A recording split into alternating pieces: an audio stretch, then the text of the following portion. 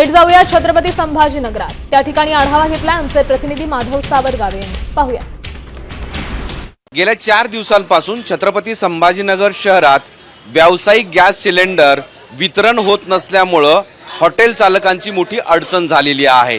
शेवटी आज चूल पेटवून डोसा, इडली आणि इतर जे ग्राहकांना लागतं तो आहार देण्यासाठीचा प्रयत्न सुरू झालेला आहे। गॅस नाही आहे ना, गॅस आम्हाला 5 दिवस झाले गॅस भेटलेला नाही। जोपर्यंत स्टॉक होता तो आम्ही चालवला। आता शेवटी कस्टमर येतात त्यांना परत करता येत नाही, त्यामुळे चुलीवर करू लागलो। बरं, पण चूल पेटवणंही तुम्हाला अडचण होते। तुमच्याकडे थोडा स्पेस आहे, पण लाकडं कुठून आणले, ह्या चुली कुठून आणल्या? चुली पुराण्या जुन्या होत्या, त्या काच्या चुली आहेत, त्या आज कामाला आल्या।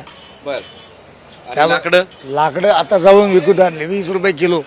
बरं, तेही महागले, ते महाग 20 रुपये किलो लाकडं।